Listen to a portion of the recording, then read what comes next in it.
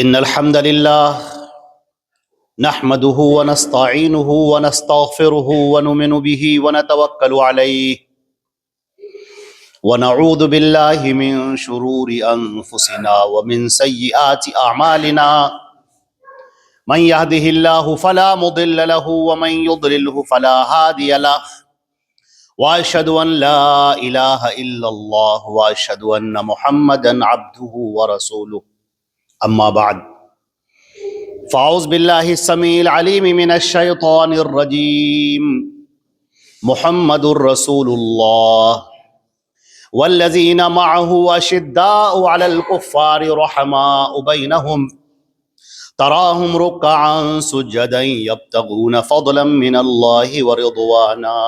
تمام تعریفیں اللہ رب العزت کے لیے ہیں جو ہمارا خالق و مالک ہے،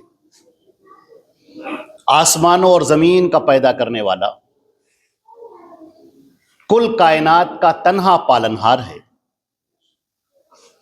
جو وحدہ لا شریک لہ ہے، مستوی عرش ہے،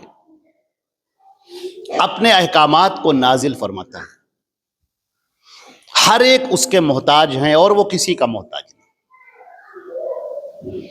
اللہ رب العزت کی حمد و ثنا کے بعد درود اور سلام ہو حضرت محمد مصطفیٰ صلی اللہ علیہ وسلم پر، جو خاتم النبیین ہیں، سید الاولین والآخرین ہیں۔ آپ کی ذات پر اللہ نے دین اسلام کو مکمل فرما دیا، شریعت کو تمام کر دیا۔ اللہ نے فرمایا الیوم اکملت لکم دینکم واتممت علیکم نعمتی ورضیت لکم الاسلام الدین۔ آج کے دن میں نے تمہارے اوپر یہ دین مکمل کر دیا۔ اکملت لکم دینکم، تمہارا دین میں نے مکمل کر دیا۔ واتممت علیکم نعمتی، اور اپنی نعمت تمہارے اوپر اتار دی، مکمل کر دی، اتمام مکمل کر دینا۔ ورضیت لکم الاسلام دینا، اور میں تمہارے لیے دین اسلام سے راضی ہو گیا۔ اللہ رب العزت کی رحمتیں ہوں، برکتیں ہوں تمام صحابہ کرام پر، صحابیات پر، کل مومنین اور مومنات پر۔ حضرات گرامی، آج کا جو خطبہ جمعہ ہے وہ حضرات صحابہ کرام کی فضیلت پر اور ان کے مرتبے اور مقام کو بیان کرنے پر ہے۔ اس کے لیے میں نے قرآن پاک کی ایک آیت تلاوت کی ہے، جو آیت طویل تھی، اس کا کچھ حصہ میں نے تلاوت کیا ہے، اور یہ آیت انتہائی معنی خیز ہے۔ دیکھیے آپ، اللہ رب العزت نے ارشاد فرمایا محمد الرسول اللہ، محمد اللہ کے رسول ہیں، اللہ نے ان کو اپنا رسول بنایا ہے۔ رسول بنانے کا مطلب ان کے اوپر دین اور شریعت کا اتارنا، اس پوری دنیا کی رہنمائی کے لیے اللہ نے حضرت نبی کریم صلی اللہ علیہ وسلم کو رسالت کے لیے منتخب فرمایا اور انہیں سید المرسلین بنایا، اور ان کے اوپر شریعت کو مکمل کر دیا، تکمیل کر دی، اتمام کر دیا۔ آپ توجہ فرمائیں تھوڑی دیر کے لیے، اتنا کہنا کہ محمد اللہ کے رسول ہیں، یہ بات کافی ہے۔ اتنی بات تو کافی ہو گئی کہ محمد اللہ کے رسول ہیں۔ آپ کا کام ہے کہ آپ انہیں مانیں اور انہیں تسلیم کریں۔ آپ ان کے اوپر ایمان لائیں گے تو جنت کا راستہ آپ کے لیے کھلا ہوا ہے، اور ان کے اوپر اگر ایمان نہیں لائیں گے تو پھر ہلاکت ہے اور تباہی اور بربادی ہے۔ اب تفسیر کا نقطہ دیکھیے، قرآن پاک کی جو آیتیں ہیں وہ باہم ایک دوسرے سے پیوست ہیں۔ محمد الرسول اللہ، محمد اللہ کے رسول ہیں، والذین معہ، اور جو آپ کے ساتھ ہیں، آپ کے ساتھ کون ہیں؟ صحابہ کرام. دو ہی طرح کے تو لوگ ہیں، یا تو آپ کے فالوور، آپ پر ایمان لانے والے، یا آپ کا انکار کرنے والے، آپ پر پتھر پھینکنے والے. کوئی وہ ہیں جو آپ کے دست مبارک پر بیعت کرتے ہیں، اور کوئی وہ ہیں جو آپ کے اوپر پتھر پھینکتے ہیں. دنیا دو حصوں میں بٹی ہے. تو جو آپ کے ساتھ ہیں محمد والذین معہ، جو آپ کے ساتھ ہیں حضرات صحابہ کرام، ان کی صفات بیان کی گئی. اشداء علی الکفار رحماء بینہم، جو کفار کے لیے ایک سنگ گراں ہیں، کفار کے لیے انتہائی سخت ہیں، اور آپس میں ایک دوسرے کے لیے انتہائی نرم. تراہم رکعا سجدا یبتغون فضلا من اللہ ورضوانا. ایک ایک لفظ پر غور کیجئے. آپ انہیں دیکھیں گے رکعا سجدا، رکوع کی حالت میں یا سجدے کی حالت میں. کیوں رکوع کی یا سجدے کی حالت میں؟ یبتغون فضلا من اللہ ورضوانا، یہ اللہ کا فضل تلاش کرتے ہیں، اللہ کی رضامندی حاصل کرتے ہیں. یہ بار بار یہ چاہتے ہیں کہ مجھے اللہ کی رضا مل جائے. اس کے لیے انہوں نے اپنا قدم بڑھایا ہے اور محمد نبی کریم صلی اللہ علیہ وسلم کے ہاتھ پر بیعت کی ہے. ہمارے خیال سے بات تو یہاں پر ایک حد تک مکمل ہو گئی تھی. اللہ کے رسول کا تذکرہ ہو گیا، صحابہ کرام کا تذکرہ ہو گیا، صحابہ کرام کی حالت کو بیان کر دیا گیا، ان کی قلبی اور ان کی ظاہری دونوں حالت کو بیان کر دیا گیا. ظاہری حالت آپ ان کو رکوع میں دیکھیں گے، آپ ان کو سجدے میں دیکھیں گے. اندرون کی حالت کی وہ اللہ کے رضا تلاش کرتے ہیں، اللہ کے رضوان چاہتے ہیں. یہ دونوں باتیں ہو گئی. اب یہاں پر ہمارے لحاظ سے جو ہماری چھوٹی عقل ہے وہاں سے بات مکمل ہو جانی چاہیے تھی، لیکن قرآن پاک معجزہ ہے اللہ کا، یہ اللہ کا کلام ہے. وہ اللہ جو قادر مطلق ہے، جو علم غیب سے متصف ہے، جس کے سامنے ماضی اور حال اور مستقبل سب روشن. ہمیں جب کوئی واقعہ ہوتا ہے تو پتہ چلتا ہے، اور اللہ رب العزت کے سامنے سب روشن ہے. علم غیب، یعلم ما بین ایدیہم وما خلفہم، وہ لوگوں کے سامنے کی بات اور ان کے پیٹھ پیچھے کی بات، لوگوں کے درون نہا خانہ دل میں چھپی ہوئی بات، ذہن کے اندر چلتے ہوئے تصورات اور خیالات کی بات، اللہ سب سے واقف ہے. اللہ رب العزت ذالک مثلہم فی التوراۃ والانجیل، ان کی مثال دی گئی ہے تورات میں بھی اور انجیل میں بھی. یہودیوں سنو غور سے، کان کھول کر سنو، اور عیسائیوں تم بھی سنو کان کھول کر. تمہاری کتاب کے اندر مثال دی گئی ان صحابہ کرام کی. ذالک مثلہم فی التوراۃ والانجیل کزرع اخرج شطأہ فآزرہ فاستغلظ فاستوى علی سوقہ یعجب الزراع لیغیظ بہم الکفار. مثال دی گئی ہے ان کی جیسے کسی نے ایک زمین میں بیج بویا، پھر اس میں سے کونپل نکلی، پھر وہ اور بڑی ہوئی، پھر وہ ایک تنا بن گیا، پھر وہ ایک مضبوط تنا بن گیا، اس میں سے بالیاں نکلی، لہلہاتی ہوئی بالیاں، اور کسان جب ان کو دیکھتا ہے تو دیکھ کر خوش ہو جاتا ہے. یہ مثال کس کی دی؟ اتنی لمبی مثال والذین معہ سے شروع ہو کر اور آخر تک چلتی چلی گئی مثال. یہ مثال کس لیے؟ تورات اور انجیل کا تذکرہ یہاں پر کیوں؟ وجہ کیا؟ یہ یہاں پر کہاں سے بات آ گئی؟ درمیان میں یہ کیسی بات ہے؟ قرآن پاک کی تفسیر کے حوالے سے آپ کے سامنے عرض کر رہے ہیں. اس لیے عزیزان محترم اب سنیے بات. اللہ نے تورات اتاری، اللہ نے انجیل اتاری، اللہ نے زبور اتاری، مختلف پیغمبروں پر اللہ نے شریعت نازل فرمائی. لیکن آپ دیکھیں گے کہ یہ شریعتیں اپنے آپ میں تبدیل ہو گئی. لوگوں نے ان کے اندر چینجنگ کر دی، بلکہ مس چینجنگ کر دی. ایسی ایسی باتیں اس کے اندر داخل کر دی جو شریعت کا حصہ تھی ہی نہیں. یہ بگاڑ پیدا ہو گیا، پیغمبر کی محنت سب بیکار ہو گئی. موسیٰ علیہ السلام کی وہ محنت جو انہوں نے کی، اور جو بنی اسرائیل کے پیچھے روتے ہوئے چلتے تھے کہ ان کی آنکھوں سے آنسو بہتے تھے اور کہتے تھے پروردگار میری اس قوم کو معاف کر دے. موسیٰ علیہ السلام کے جانے کے بعد اس تورات کے اندر لوگوں نے اپنی باتیں داخل کر دی, جس کو قرآن پاک نے کہا یحرفون الکلم عن مواضعہ. کیا بات کرتے ہو اے احبار اور اے رہبان, تم کیا بات کرتے ہو تورات کے اندر, تو تم نے وہ تبدیلیاں کی ہے کہ آیتوں کو الٹ پلٹ دیا اور تم نے اس کے اندر معنی داخل کر دیے, اپنی طرف سے باتیں داخل کر دی, شریعت کو پورا بگاڑ دیا تم نے. کیوں بگاڑ دیا؟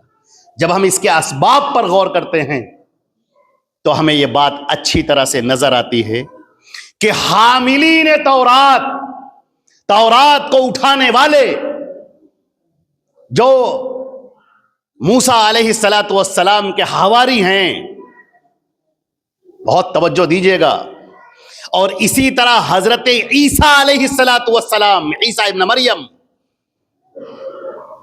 ان کے جو حواری ہیں, انجیل کو سنبھالنے والے اور انجیل کو اپنے ہاتھوں میں لینے والے حضرت موسیٰ کے صحابہ, حضرت عیسیٰ کے صحابہ, ان کے ساتھ لوگوں نے بڑی زیادتیاں کی, بہت زیادتی کی, حتیٰ کہ وہ تورات کے نسخے لے کر پہاڑوں کے غاروں میں چھپ گئے. اور ان یہودیوں کو جب موقع ملا ہے تو ان عیسائیوں کے اوپر ظلم کے وہ پہاڑ توڑے ہیں کہ تاریخ کا کلیجہ کانپ جاتا ہے. ان لوگوں نے انجیل کے نسخے لے کر پہاڑوں کی غاروں کے اندر پناہ حاصل کی, اور اس کے بعد جب وہاں پر آئے تو ان کا کوئی مقام نہ رہا. پوری عیسائیت سے آج آپ پوچھ لیجئے, کہیں گے عیسیٰ علیہ السلام کے بعد سب سے افضل وہی ہیں جو ان کے حواری ہیں.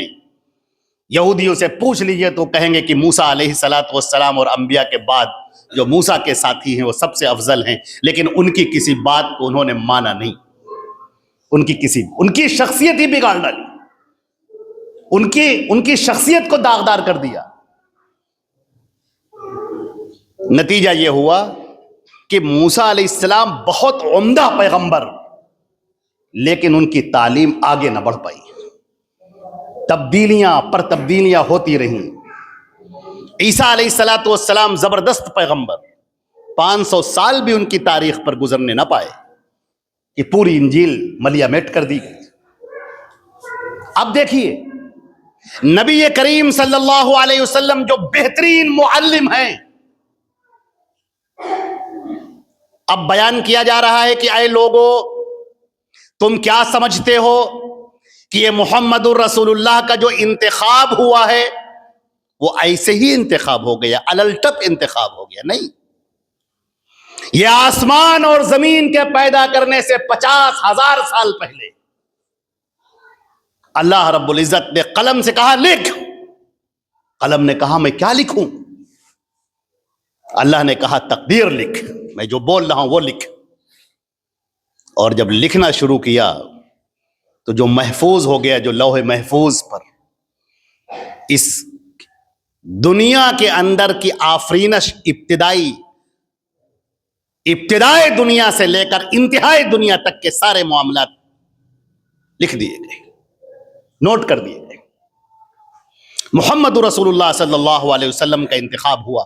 اللہ نے تمام بندوں میں سب سے بہتر دل, سب سے بہتر شخص کو چنا اور اس کے اوپر تاج رسالت رکھا. یہ حضرت محمد مصطفیٰ صلی اللہ علیہ وسلم کی ذات تھی. آپ کو نبی بنایا گیا, اور نہ صرف یہ کہ نبی بنایا گیا, جتنے انبیاء گزرے ہیں سب کا سردار بنایا گیا. لہذا اب اللہ رب العزت نے منتخب یہ کیا کہ آپ کے ساتھ میں جو لوگ ہیں وہ انتہائی محکم ہونے چاہیے. ابو سعید خدری کی جو بات ہے, انہوں نے کہا ابر الناس قلوبا. اللہ نے جو انتخاب کیا, اس شریعت کے حامل کون ہوں گے, اس شریعت کو لینے والے کون ہوں گے, اس شریعت کو آگے بڑھانے والے کون ہوں گے. انتہائی ذہین, انتہائی فطین, انتہائی زیرک, دل کے نہایت صاف, اللہ کے رسول کے اوپر پروانوں کی طرح نثار ہو جانے والے اور اپنی جان کی بازی لگا دینے والے ان کا انتخاب ہوا، جنہوں نے اللہ کے نبی صلی اللہ علیہ وسلم کو اپنے جلو میں لے لیا۔ جس طرح چاند کے ارد گرد ہالے ہوتے ہیں ستاروں کے اور خوبصورت معلوم ہوتے ہیں، اسی طرح حضرت محمد مصطفیٰ صلی اللہ علیہ وسلم کے ارد گرد یہ جانثار صحابہ اکرام کے ہالے ہیں جو آپ کے ارد گرد ہیں اور آپ کے اوپر اپنی جان کو نچھاور کرنے والے اور جانوں کو قربان کرنے والے ہیں۔ یہ وہ صحابہ کرام ہیں جنہوں نے نبی کریم صلی اللہ علیہ وسلم کی چشم و ابرو کو پہچانا، اشاروں کو پہچانا، آپ کے اوپر ایک ایک نگاہ رکھی کیونکہ آپ سے شریعت لینی ہے۔ ترمذی کی روایت میں آتا ہے حضرت نبی کریم صلی اللہ علیہ وسلم نماز پڑھا رہے تھے آپ کے بعد، یا ظہر کی نماز تھی یا عصر کی نماز تھی، جو سری نماز۔ ایک صحابی آتے ہیں اللہ کے رسول صلی اللہ علیہ وسلم کے پاس میں اور کہتے ہیں اللہ کے رسول ایک سوال ہے۔ آپ نے کہا کیا سوال ہے؟ کہا اللہ کے رسول جب آپ کہتے ہیں اللہ اکبر تو اس کے بعد آپ کچھ پڑھتے ہیں، اللہ اکبر کہنے کے بعد آپ کیا پڑھتے ہیں؟ نبی کریم صلی اللہ علیہ وسلم نے کہا کیف عرفت، تم نے کیسے جانا کہ میں کچھ پڑھتا ہوں؟ کہنے لگے اللہ کے رسول جب آپ اللہ اکبر کہہ کر اپنا ہاتھ باندھتے ہیں تو میں کنکھیوں سے آپ کے چہرے مبارک کو دیکھتا ہوں، میں دیکھتا ہوں آپ کی داڑھی ہل رہی تھی، ضرور آپ کچھ پڑھ رہے تھے۔ کیا صاحب یہ نگاہیں، یہ نگاہیں کہاں سے لاؤ گے؟ جن نگاہوں نے رسول کا دیدار کیا ہے یہ نگاہیں کہاں سے لاؤ گے؟ تم عالم ہو جاؤ، علامہ ہو جاؤ، کچھ بن جاؤ، بڑے متقی بن جاؤ، پرہیزگار بن جاؤ، راتوں کے عبادت گزار بن جاؤ، شب بیدار بن جاؤ، روزے رکھنے والے بن جاؤ، صدقہ خیرات کرنے والے بن جاؤ، لیکن وہ آنکھیں کہاں سے لاؤ گے جنہوں نے محمد مصطفیٰ صلی اللہ علیہ وسلم کو دیکھا ہے؟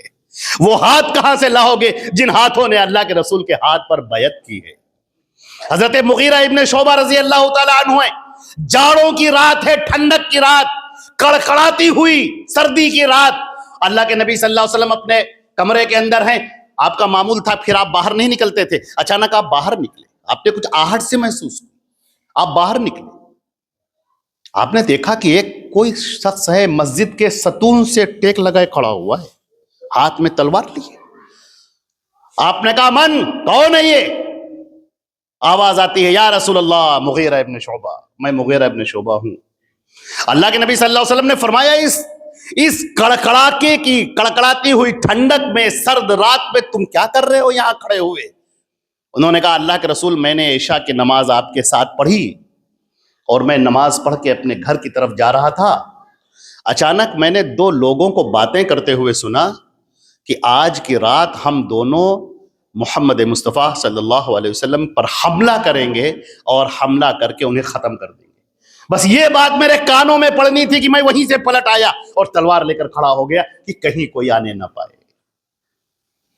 اللہ کے رسول کو بتایا بھی نہیں اور کھڑے ہوئے ہیں وہاں پر۔ ذرا سوچئے کہ اللہ کے رسول صلی اللہ علیہ وسلم کے دل سے کتنی دعائیں نکلی ہوں۔ یہ حضرت ابو طلحہ انصاری ہیں رضی اللہ تعالی عنہ۔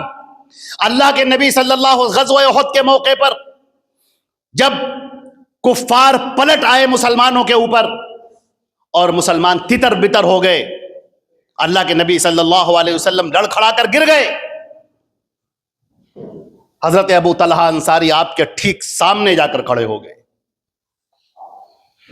اور جو تیر آ رہا ہے اسے اپنے ہاتھوں پر روک رہے ہیں، اپنے کاندھے پہ روک رہے ہیں، اپنی پیٹھ آگے کر دیتے ہیں تاکہ پشت پر وہ تیر پڑ جائے۔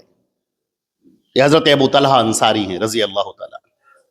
یہ حضرت سعد بن ابی وقاص ہیں جن کو دیکھا نبی کریم صلی اللہ علیہ وسلم نے کہا ارمی یا سعد فدا کا بھی و امی، میرے ماں باپ تجھ پر قربان ہوں، تیر چلاؤ۔ اللہ کے رسول صلی اللہ علیہ وسلم کہہ رہے ہیں سعد بن ابی وقاص، یہ معاذ ابن جبل ہیں۔ اللہ کے نبی صلی اللہ علیہ وسلم جب جا رہے ہیں ان کو رخصت کر رہے ہیں، ان کے گھوڑے کی لگام اللہ کے رسول پکڑے ہوئے ہیں، وہ کہہ رہے ہیں اللہ کے رسول مجھے اترنے دیجئے، وہ کہتے ہیں نہیں اے معاذ، ہو سکتا ہے جب تم پلٹ کر آؤ تو مجھے نہ پاؤ۔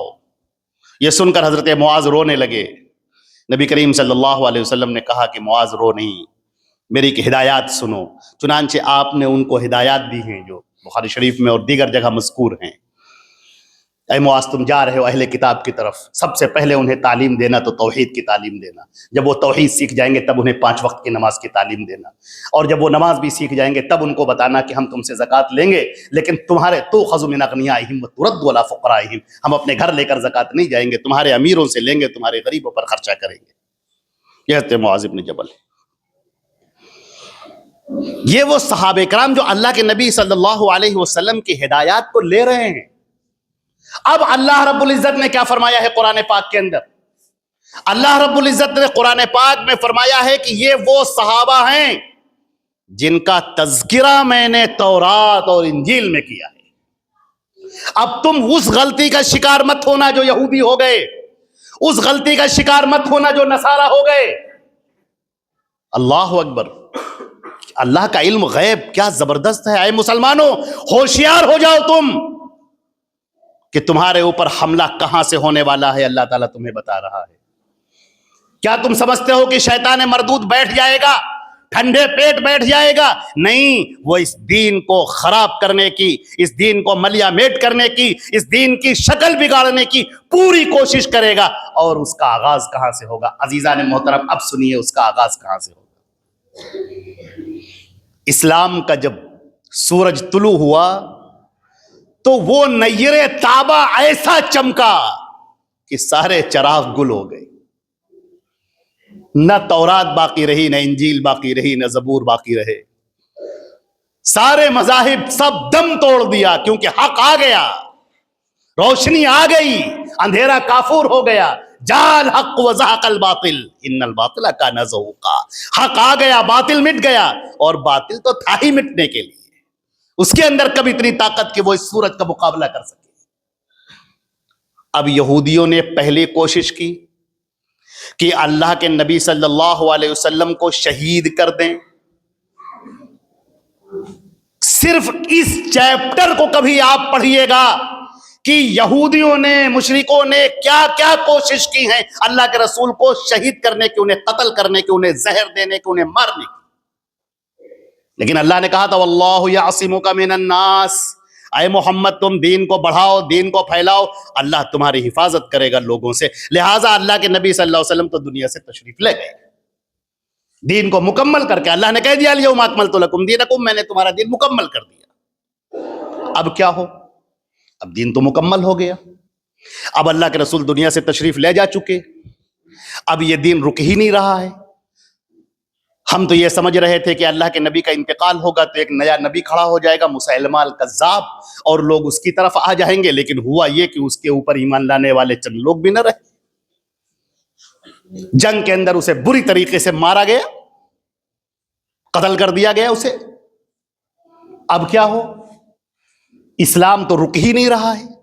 مصر فتح ہو گیا، مدائن فتح ہو گیا، عرب کا پورا جزیرہ فتح ہو گیا، قیصر و کسریٰ فتح ہو گیا. اسلام رک ہی نہیں رہا ہے.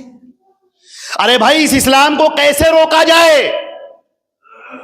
یہودیوں نے کہا ہم بتاتے ہیں کیسے روکا جائے. ہم نے تو عیسائیت کو بھی تباہ کر دیا، پولوس کے طریقے پر ڈال دیا ہم نے.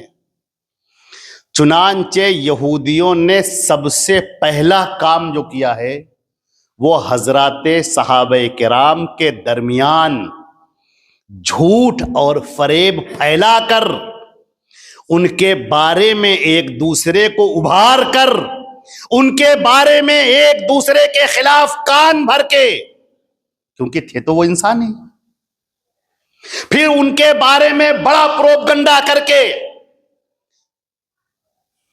لوگوں کی نگاہ میں صحابہ کرام کو حقیر کرنا شروع کیا. اب مجھے یقین ہوتا ہے کہ اے پروردگار عالم، اے جہانوں کے پروردگار، تو نے قرآن کے اندر صحابہ کرام کا تذکرہ کیوں کیا؟ اللہ کے رسول کا تذکرہ کافی تھا، نبیوں کا تذکرہ کافی تھا، صحابہ کا تذکرہ ہونا اچھے معنی دار. لیکن نہیں، صحابہ کرام کا تذکرہ اس لیے ہوا ہے کہ سب سے پہلے یہ بنیاد کھودی جائے گی. جب یہ بنیاد کھود دی جائے گی تو درخت اپنے آپ گر جائے گا. تم تعریفیں کرتے ہو محمد رسول اللہ کی، کرتے رہو. تم تعریفیں کرتے ہو قرآن پاک کی، کرتے رہو. لیکن اس قرآن کو پہنچانے والے، اس دین کو پہنچانے والے صحابہ کرام کے سلسلے میں لوگوں کا ایمان متزلزل کر دیا جائے گا. لوگ ان سے جب نفرت کرنے لگیں گے ان کے لیے دل میں بغض اور کینہ بھر جائے گا. پھر دھیرے دھیرے ایک صحابی، پھر دوسرا، پھر تیسرا، پھر چوتھا، پھر پانچواں، پھر پورے صحابہ کرام کی جماعت دھیرے دھیرے سب مشکوک ہوتی چلی جائے گی. تو کہاں کا رہ گیا تمہارا قرآن، کہاں کی رہ گئی تمہاری حدیث، اور کہاں کے رہ گئے تمہارے محمد رسول اللہ صلی اللہ علیہ وسلم؟ کیونکہ یہ سب بیان کرنے والے تو یہی صحابہ ہیں. اب آپ دیکھیے قرآن پاک کے سورہ آل عمران آیت نمبر 155 اللہ نے تذکرہ کیا جنگ احد کا. صحابہ کرام سے مخاطب ہوا اللہ تعالیٰ، فرمایا کہ اے صحابہ یہ کیا معاملہ ہے؟ محمد رسول اللہ پر تم ایمان لے کر آئے، میدان جنگ میں کھڑے ہو گئے، ہم نے تمہارے لیے فرشتے اتار دیے، تمہارے لیے نصرت نازل کر دی، اور پھر تم دنیا کے اوپر ٹوٹ پڑے. تم کو مال غنیمت چاہیے، تم نے اللہ کے رسول کا حکم چھوڑ دیا، پہاڑی سے اتر آئے اور دولت دنیا کے پیچھے پڑ گئے. تم ایسا تمہیں کرنا چاہیے تھا. اللہ رب العزت نے صحابہ کو ڈانٹا، سرزنش کی، لیکن معن اس کے بعد فرمایا وَلَقَدْ عَفَى اللَّهُ عَنْهُمْ، اور اللہ نے ان سب کو معاف کر دیا. آپ سمجھے یہ بات کیوں کہی گئی؟ اللہ کہہ رہا ہے میں نے ڈانٹا ہے، تمہیں یہ حق نہیں ہے کہ تم اپنی زبان کھولنا، تمہیں یہ حق حاصل نہیں ہے. ہم نے انہیں معاف کر دیا ہے. یہ انسان تھے، بشر تھے، انسان ہی تو ہیں، غلطیاں ہو جاتی ہیں، لیکن ہم نے انہیں معاف کر دیا. اب تم میں سے کسی کے اندر یہ جرت نہیں ہونی چاہیے کہ وہ ان صحابہ کے سلسلے میں اپنی زبان دراز کرے. جو مجھے کہنا تھا میں نے کہہ دیا، انہیں ٹوکنا تھا، انہیں روکنا تھا، انہیں سمجھانا تھا، انہیں سرزنش کرنی تھی، وہ میں نے کر دی. تم میں سے کسی کے اندر یہ حیثیت نہیں ہے کسی کی کہ وہ ان کے اوپر زبان تان دراز کرے. اور سنیے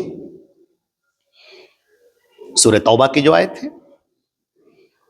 وَالسَّابِقُونَ الْأَوَّلُونَ مِنَ الْمُهَاجِرِينَ وَالْأَنصَارِ وَالَّذِينَ اتَّبَعُوهُمْ بِإِحْسَانٍ. کیٹیگری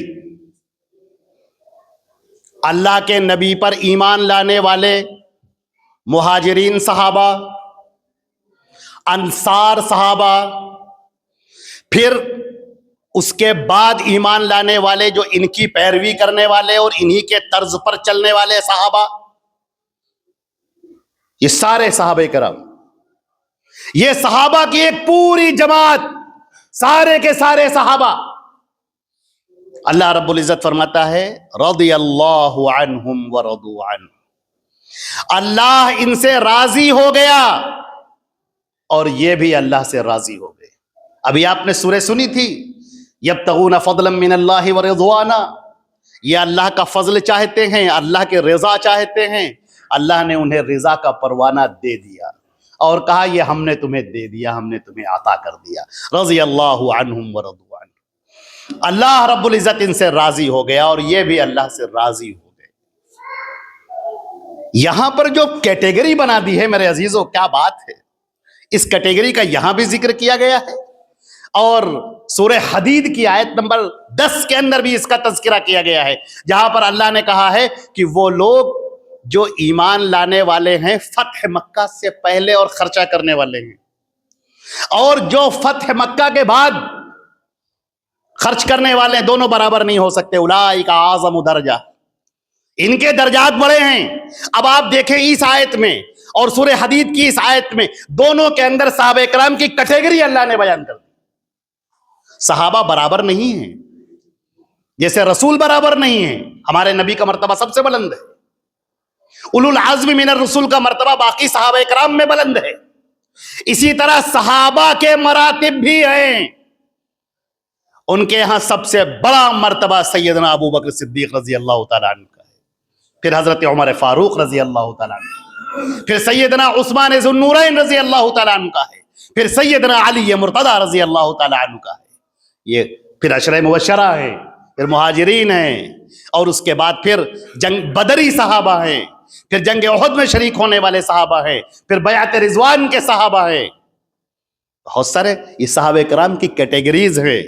اللہ تعالیٰ فرماتا ہے کہ یہ ہم نے ان کے مراتب بیان کیے ہیں الگ الگ، لیکن سب سے بڑی بات ایک لفظ جو اللہ نے کہہ دیا، میرے عزیزوں میں چاہتا ہوں اس کو اپنے دل کے اوپر ایسا لکھ لیجئے کہ کبھی یہ ختم نہ ہو۔ سورہ حدید کی آیت نمبر 10، وَكُلًّا وَعَدَ اللَّهُ الْحُسْنَى، اور ان میں سے ہر ایک سے اللہ نے وعدہ کر لیا ہے حسنہ کا، یعنی جنت کا۔ اللہ نے ان کو پروانہ دے دیا۔ کون مسلمان ہے جس کو اس کی زندگی میں پروانہ دے دیا گیا ہو؟ یہ حضرات صحابہ کُلًّا وعد اللہ الحسنى، یہ کُلًّا وعد اللہ کیا ہے؟ سارے کے سارے صحابہ، ان سے اللہ کہتا ہے کہ میں نے وعدہ کر لیا ہے ان کو دینے کا، ان کو عظمت عطا کرنے کا، ان کو جنت دینے کا، میں نے وعدہ کر۔ اب میں سوال کرتا ہوں آپ سے عزیزان محترم، بات کو سمجھنے کے لیے اصولی بات، ایک اصولی بات اور بات ختم، صرف ایک بات اور بات ختم۔ ہم ایمان لائے ہیں اپنے رب ذوالجلال پہ جو عالم الغیب ہے۔ اللہ رب العزت سب جانتا ہے کیا ہوگا کیا نہیں ہوگا، کیا واقعات ہوں گے کیا واقعات نہیں ہوں گے، اللہ تعالیٰ سب واقف ہے۔ اللہ تبارک تعالیٰ جانتا ہے کہ جب اللہ کے نبی کی وفات ہوگی تو اس کے بعد صحابہ کرام کے دل خراش ہو جائیں گے، دل ان کے ٹوٹ جائیں گے، وہ اپنے قابو میں نہ رہیں گے، غم زدہ ہو جائیں گے۔ اس موقع پر کوئی یہ کہہ سکتا ہے کہ خبردار ہو جاؤ، اللہ کے رسول کا انتقال نہیں ہوا، جیسے موسیٰ گئے تھے تورات لانے کے لیے پھر پلٹ کر آئے تھے، ایسے ہی اللہ کے رسول بے ہوش ہو گئے ہیں، تھوڑی دیر کے بعد آنکھیں کھول دیں گے۔ خبردار اگر کسی نے کہا کہ اللہ کے رسول کا انتقال ہو گیا تو میں اس کی گردن اتار لوں گا۔ ایسے بھی صحابہ ہیں۔ وہیں پر دوسرے بھی صحابی ہیں جو کھڑے ہوتے ہیں اور کہتے ہیں خبردار، من کان یعبد محمدا فإن محمدا قد مات، جو محمد کی عبادت کرتا تھا وہ جان لے کہ محمد کا انتقال ہو چکا، ومن کان یعبد اللہ فإن اللہ حی لا یموت، اور جو اللہ کی عبادت کرتا تھا وہ جان لے کہ اللہ زندہ ہے، اسے کبھی موت نہیں۔ وہ میرا رب جانتا ہے یہ صحابہ کرام جن کے بارے میں کُلًّا وعد اللہ الحسنى، ہر ایک کے ساتھ، ہر ایک کلن یہ نکرہ ہے جسے کامن ناؤن بولتے ہیں۔ جب آپ کہتے ہیں کہ کوئی ایک لفظ کامن استعمال کرتے ہیں تو اس میں ہر ایک شامل ہوتا ہے، کلن، اور جب اس کے کل اپنے آپ میں نکرہ ہے، اس کے اوپر پھر جب اس کو تنوین دے دیتے ہیں اس کو کہتے ہیں نکرہ کی تعمیم کرنا۔ یہ عربی کی ایک اصطلاح ہے، نکرے کو اور نکرہ بنا دینا، کامن کو اور کامن کر دینا، کسی ایک کی بھی نکلنے کی گنجائش نہ رہے۔ جیسے میں نے کہا آم میٹھا ہوتا ہے، اب جب ہم نے آم کہا تو سارے آم شامل ہو گئے، چاہے جتنی کیٹیگری کے آم ہوں، ہم نے کہا میٹھا ہوتا ہے۔ پھر ہم نے کہا سارے آم میٹھے ہوتے ہیں، جتنے آم ہیں سبھی میٹھے ہوتے ہیں، تو اس کے اندر تاکید پیدا ہوگی، یہ امفیٹک وے ہے، اس کے اندر اور تاکید پیدا ہو گئی۔ اسی طرح کل کا لفظ نکرے کے لیے آتا ہے، ہر کل بدعت ضلالہ، ہر بدعت گمراہی، کل بدعت، ہر بدعت، لفظ کل کے اوپر اور تنوین لگا دی گئی، دو زبر اوپر لگا دیے گئے، اور مزید نکرہ جتنے ہیں صحابہ سب کے لیے ہم نے وعدہ کر لیا ہے حسنہ کا۔ اللہ تعالیٰ جانتا ہے جنگ جمل ہوگی، اللہ جانتا ہے جنگ صفین بھی ہوگی، اللہ تعالیٰ جانتا ہے کہ صحابہ کرام کے آپس میں تلواریں بھی اٹھیں گی، اللہ رب العزت جانتا ہے بشری تقاضوں کے تحت آپس میں غلطیاں بھی ہوں گی، اللہ تعالیٰ جانتا ہے ان کی زبان سے غلط بات بھی نکل سکتی ہے، کسی کے لیے کوئی سخت کلمہ بھی نکل سکتا ہے، ہیں تو انسان ہی۔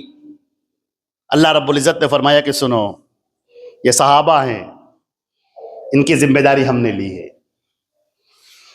ان کا انعام دینا، ان کا اکرام دینا، ان سے سوال کرنا وہ ہمارا کام ہے، تمہارا کام صرف اتنا ہے کہ تم اپنی نگاہ ادب جھکا کے رکھو، تمہارا کام یہ ہے کہ تم اپنے دل میں ان کے لیے کوئی بغض نہ پالو، اپنے دل میں ان کے لیے محبت پیدا کرو۔ تمہیں معلوم ہے حضرت انس بن نضر رضی اللہ تعالیٰ عنہ ایک صحابی ہیں، اتفاق سے ان کی ایک بہن کسی پڑوسن سے جھگڑا ہو گیا اور انہوں نے ایک گھونسا مارا اور اتفاق سے اس کا دانت ٹوٹ گیا۔ اب اس کے گھر والے بھاگے ہوئے آئے اللہ کے نبی صلی اللہ علیہ وسلم کے پاس اللہ کے نبی بدلہ دلائیے، اور اسلام کا بدلہ یہ ہے کہ دانت کے بدلے دانت، ان السن بالسن، ان العین بالعین، آنکھ کے بدلے آنکھ ہوگی، نفس کے بدلے نفس ہوگا، دانت کے بدلے دانت۔ نبی کریم صلی اللہ علیہ وسلم نے کہا تو پھر قصاص تو لیا جائے گا۔ انس ابن نضر آئے، کہنے لگے اے اللہ کے رسول، کیا میری بہن کی یہ دانت توڑا جائے گا؟ نبی کریم صلی اللہ علیہ وسلم نے کہا ہاں اے انس، بالکل، کتاب اللہ القصاص، اللہ کا فیصلہ ہے، قصاص لیا جائے گا۔ صحابی کو دیکھیے کیا سمجھتے ہیں آپ۔ انس ابن نضر کہتے ہیں اللہ کے اوپر بھروسہ کر کے، اللہ کی قسم میری بہن کا دانت نہیں ٹوٹے گا۔ ارے صاحب، اس لفظ کا کہنا تھا کہ وہ جو آئے ہوئے تھے جن کے لیے اللہ کے رسول نے پہلے کہا تھا کہ ارے معاف کر دو، انہوں نے کہا نہیں ہم معاف نہیں کریں گے، ہم بدلہ لیں گے، ایک دم سے سب کے ذہن بدل گئے اور کہنے لگے کہ ہم معاف کرنے کے لیے تیار ہیں، ہم سب کو معاف کرتے ہیں۔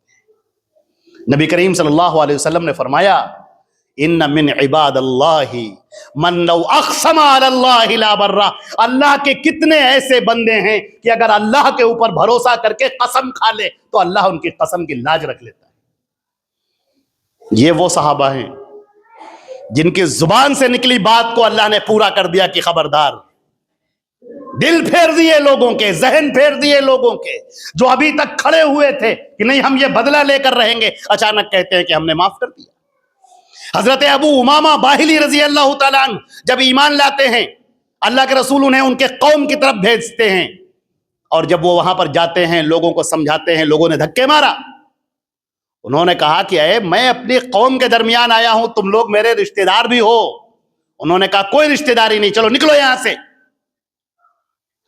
حضرت ابو امامہ باہلی وہاں سے نکل آئے، بھوکے پیاسے چلتے رہے، اور آخر کار بھوک اور پیاس جب شدت کی بڑھ گئی تو ایک درخت تھا، اس درخت کے نیچے لیٹ گئے۔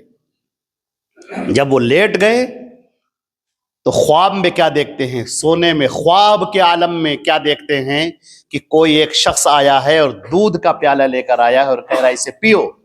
وہ اسے پیتے ہیں، اس نے کہا اور پیو، وہ اور پی رہے ہیں۔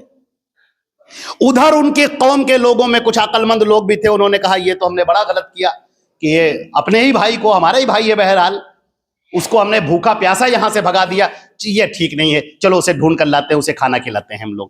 اختلافات اپنی جگہ، لیکن بہرحال ہمارا ہے تو بھائی، کھانا کھلائیں گے، بھوکا نہیں جانے دیں گے۔ وہ اس کو تلاش کرتے ہوئے آئے، دیکھا کہ ایک درخت کے نیچے وہ لیٹے ہوئے ہیں۔ جب انہیں بیدار کیا اور کہا بھائی ہم سے غلطی ہو گئی تھی، چلیے کھانا کھا لیے، ہم آپ پر ایمان نہیں لائے، آپ کی باتیں ہم نے نہیں مانی، وہ ایک الگ بات ہے، لیکن چلیے کھانا تو کھا لیجئے۔ ابو امامہ الباہلی رضی اللہ تعالیٰ عنہ فرماتے ہیں کہ اللہ کی قسم مجھے پیٹ شکم سیر بالکل میرا، ایک گنجائش نہیں کھانے کی اور پینے کی۔ میں نے کہا میں اللہ کی قسم کھا کر کہتا ہوں کہ میں نے ابھی خواب دیکھا تھا اور اللہ تبارک تعالیٰ نے کسی کو بھیجا جس نے مجھے اتنا دودھ پلایا کہ میں بالکل شکم سیر ہو گیا، ایک ذرا سی بھی گنجائش نہیں۔ انہوں نے کہا واقعی؟ کہا ہاں واقعی۔ اور اس کے بعد وہ جو لوگ تھے وہ ان پر ایمان لے کر آئے، کہا کہاں ہیں اللہ کے رسول، چلو ہمیں لے کر چلو، ہم ان کے اوپر ایمان لاتے ہیں۔ یہ ایک صحابی جن کے لیے اللہ رب العزت اتنے فیصلے کر رہا ہے۔ میرے عزیزوں، اب میں اپنی بات کہہ کر اپنی بات کو ختم کرتا ہوں۔ صحابہ کرام کی جو آزمائش تھی وہ اپنی آزمائش میں پورے اترے، اپنی جان، اپنا مال، اپنے بیوی، اپنے بچے، اپنا گھر، اپنا بار، اپنا عہدہ، اپنا منصب سب قربان کر دیا محمد رسول اللہ صلی اللہ علیہ وسلم پر۔ اللہ نے انہیں امتحان میں کامیاب کر دیا، انہیں سرٹیفکیٹ دے دیا، رضی اللہ تعالی رضی اللہ عنہم ورضوا عنہ، یہ دے دیا۔ اب ہمارا امتحان ہے۔ ہمارا امتحان کیا ہے؟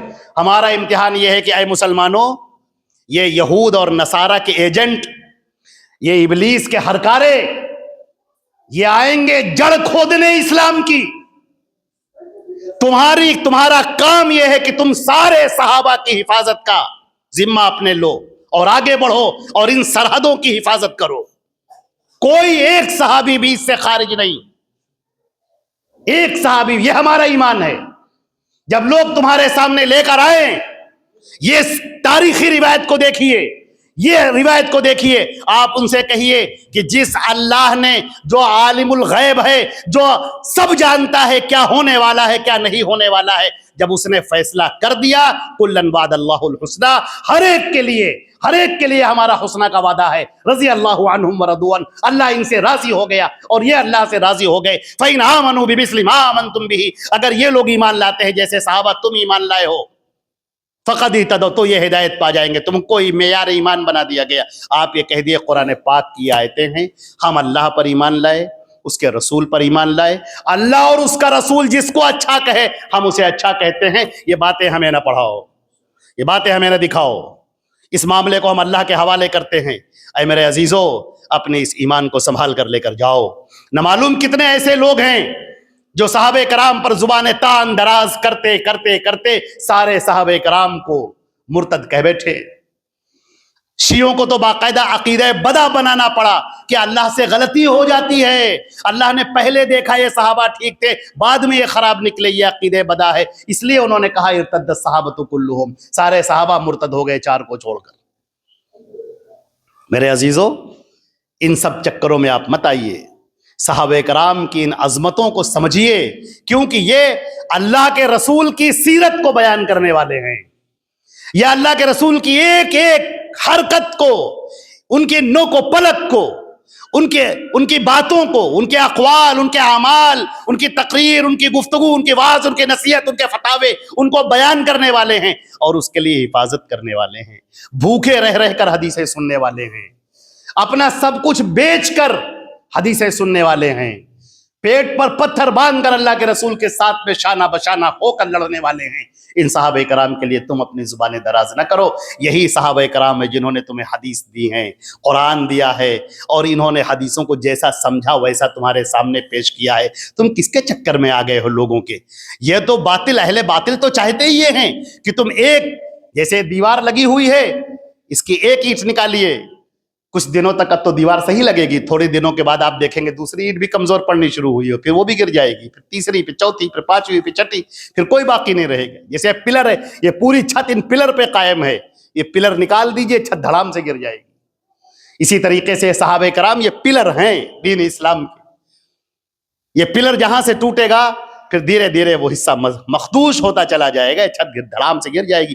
کب آپ اسلام سے کفر کی طرف آ گئے آپ کو پتہ ہی نہ چلا، یہی تو شیطان کی کامیابی ہے۔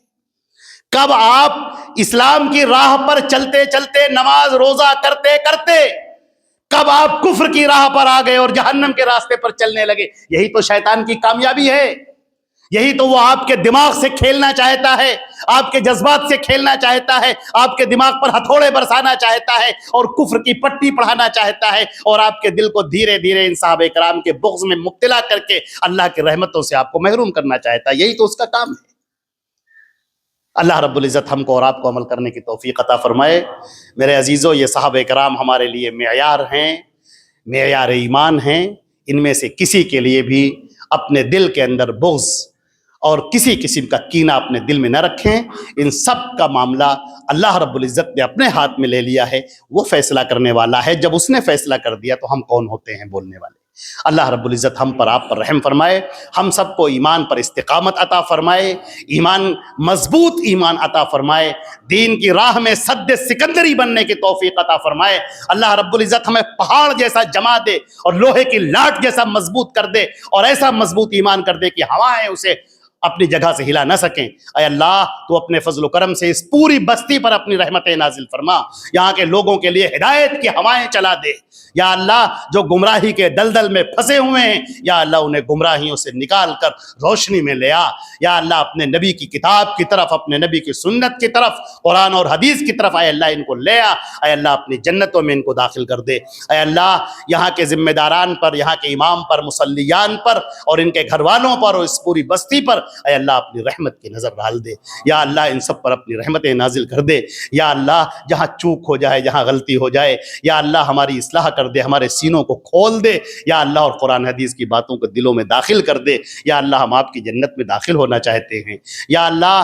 آپ کے اس دین کو آپ کے صحابہ نے پہنچایا ہے، آپ کے نبی نے پتھر کھائے ہیں یا اللہ۔ ہم درود اور سلام بھیجتے ہیں آپ کے نبی پر، رحمت کی دعائیں کرتے ہیں صحابہ کرام کے لیے، اور بعد میں ان کی اتباع کرنے والے، قیامت تک آنے والے ہر مومن، ہر مسلمان کے لیے اے اللہ ہماری یہ دعائیں ہیں۔ اے اللہ اپنے فضل و کرم سے ہم سب کے لیے بھی ایمان کا فیصلہ کر دے، ہماری موت آئے تو ایمان پر موت آئے، اور ہماری زندگی گزرے تو اسلام کی اطاعت پر زندگی گزرے۔ اللہم ربنا تقبل منا انک انت السمیع العلیم وتب علینا انک انت التواب الرحیم، وصلی اللہ تعالی محمد وآلہ واصحابہ اجمعین برحمتک یا ارحم الراحمین۔ اقول قولی ھذا استغفر اللہ لی ولکم ولسائر المسلمین من کل ذنب فاستغفروہ انہ هو الغفور الرحیم۔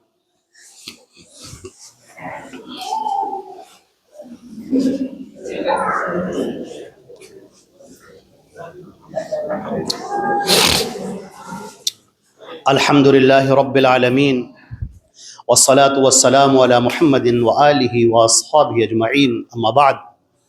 عباد اللہ رحمکم اللہ، ان اللہ امرکم بامر بدأ فیہ بنفسہ وثنى بملائکتہ مسبحۃ لقدسہ وثلث بکم ایھا المؤمنون حیث قال مخبرا وامرا اعوذ باللہ من الشیطان الرجیم ان اللہ وملائکتہ یصلون علی النبی یا ایھا الذین آمنوا صلوا علیہ وسلموا تسلیما اللہم صل علی محمد وعلی آل محمد کما صلیت علی ابراہیم وعلی آل ابراہیم انک حمید مجید اللہم بارک علی محمد وعلی آل محمد کما بارکت علی ابراہیم وعلی آل ابراہیم انک حمید مجید والصلاة والسلام علی جمیع الانبیاء والرسل وعلی جمیع الصحابة رضوان اللہ تعالی علیہم اجمعین۔ عباد اللہ رحمکم اللہ، ان اللہ یأمر بالعدل والإحسان وإیتاء ذی القربى وینہی عن الفحشاء والمنکر والبغی یعظکم لعلکم تذکرون۔ اذکروا اللہ العلی العظیم یذکرکم وادعوہ یستجب لکم واشکروا علی نعمہ یزدکم ولذکر اللہ اکبر واللہ یعلم ما تصنعون۔ واقم الصلاة۔